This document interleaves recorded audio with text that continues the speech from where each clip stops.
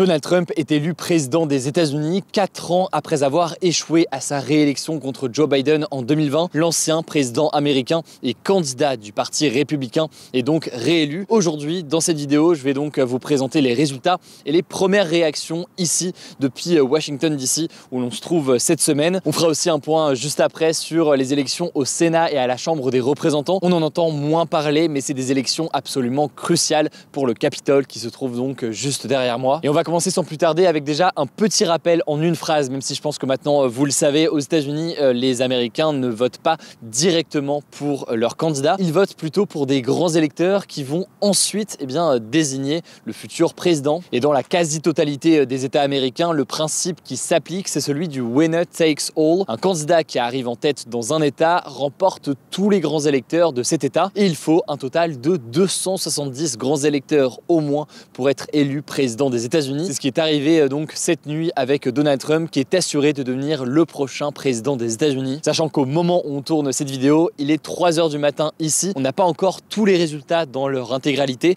mais on sait donc que Donald Trump en a suffisamment pour l'emporter. Alors comment est-ce que Donald Trump a fait? Quels ont été les éléments déterminants? D'abord, vous l'avez peut-être suivi sur notre compte Instagram. Il a remporté la Caroline du Nord et ses 16 grands électeurs. C'est l'un des premiers swing states, donc des États connus comme étant indécis et dont l'issue aujourd'hui était très incertaine. Ensuite, c'est la Géorgie qui a basculé du côté de Donald Trump avec 16 grands électeurs là aussi qu'il a remporté. Mais le véritable point de bascule, ou en tout cas l'élément qui a fait trancher l'élection en faveur de Donald Trump, ça a été la victoire en Pennsylvanie. Là, c'est arrivé beaucoup plus tardivement, il y a environ 2 heures ici, mais c'est un État absolument crucial puisqu'il compte pour 19 grands électeurs et c'était l'un des États clés. On a vu ces dernières semaines Donald Trump ou encore Kamala Harris multiplier les déplacements là-bas pour tenter de l'emporter dans cet État. On avait eu l'occasion de le voir dans nos reportages qu'on a publiés sur cette chaîne YouTube des grands formats. À noter aussi, et c'est un élément symboliquement assez important, qu'au-delà de la question des grands électeurs, Donald Trump semble aussi avoir remporté le vote populaire, autrement dit le vote total des habitants. C'est ce qu'indiquent en tout cas plusieurs médias américains à 3 h du matin ici. Et c'est assez majeur puisque ce serait la première fois qu'un républicain gagne le vote populaire depuis l'ancien président George W. Bush en 2004 lorsqu'il avait battu son adversaire démocrate John Kerry. À titre d'exemple, à l'inverse, en 2016, lorsque Donald Trump avait été élu pour la première fois président des États-Unis, certes, il avait remporté plus de grands électeurs que Hillary Clinton, ce qui l'avait donc emmené à la Maison-Blanche, mais à l'époque, en 2016, il avait moins de votes des habitants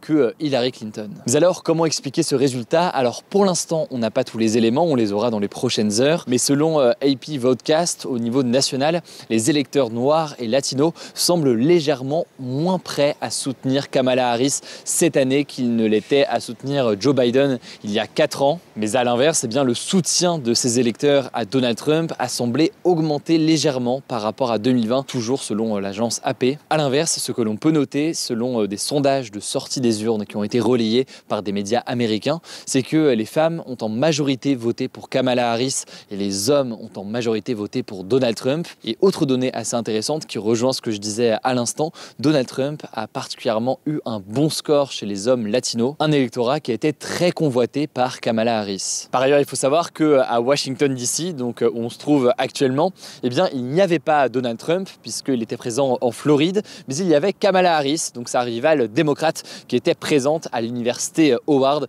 où l'on se trouvait et où elle a étudié lorsqu'elle était jeune. Or, vers 1 h du matin, là aussi on vous avait montré ça sur Instagram, il a été annoncé sur place que finalement, Kamala Harris ne prendrait pas la parole cette nuit et donc tous ses soutiens ont quitté les lieux. Pour tout vous dire, l'organisation a même arrêté de diffuser les résultats dans l'université où on se trouvait. Mais à l'inverse, Donald Trump a pris la parole ce soir vers 22 h 30 heure de Washington. Il a revendiqué sa victoire à une heure où quasiment seulement Fox News du côté des États-Unis avait confirmé et annoncé une victoire du candidat républicain. Il a remercié les Américains de l'avoir élu 47e président des États-Unis. Il a aussi décrit cette élection comme étant, je cite, le plus grand mouvement politique de ces derniers temps. Il a par ailleurs tenu à féliciter son colistier J.D. Vance, qui devient donc vice-président des États-Unis et qui va remplacer en quelque sorte Kamala Harris pour cette fonction. Ensuite, Donald Trump s'est félicité d'avoir repris le contrôle du Sénat. Et oui, parce que c'est un élément donc important,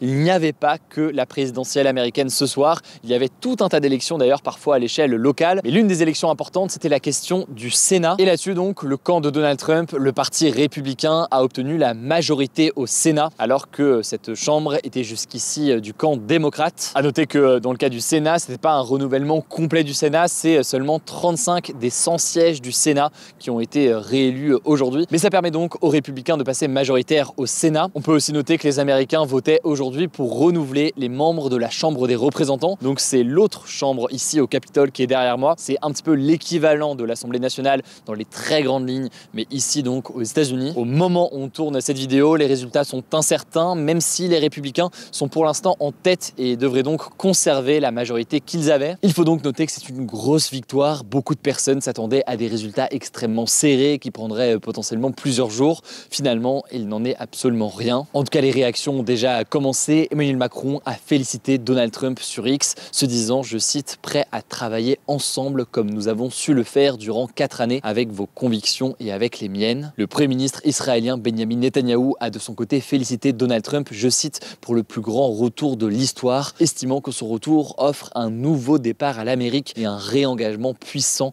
à la grande alliance entre Israël et l'Amérique. Enfin, le président ukrainien Volodymyr Zelensky a félicité Donald Trump pour, je cite, son impressionnante victoire, espérant que son élection aidera l'Ukraine à obtenir une paix juste. Et pas d'inquiétude là-dessus, on aura l'occasion de reparler de l'impact géopolitique mondial. Il y aura beaucoup de choses à dire, on va prendre le temps d'analyser tout cela dans les prochains jours dans nos différents formats, en commençant d'ailleurs par les actus du jour ce mercredi soir, que ce soit sur notre chaîne YouTube dédiée aux actus du jour ou encore en podcast audio. Et ce qu'il faut donc comprendre, c'est que ces élections, elles sont absolument cruciales et elles vont permettre à Donald Trump d'avoir un avantage important ici pour gouverner. On aura dans tous les cas les résultats définitifs dans les prochaines heures. On vous les partagera directement sur notre compte Instagram. Je pense que vous le savez, le nom du compte, c'est Hugo Décrypte. Pensez aussi à vous abonner à cette chaîne YouTube dédiée au grand format et par ailleurs, dans quelques heures, sur notre chaîne YouTube des actus du jour que je vous mets directement en description, on va poster une autre vidéo parce que vous l'aurez vu ici, on s'est concentré uniquement sur la question des résultats.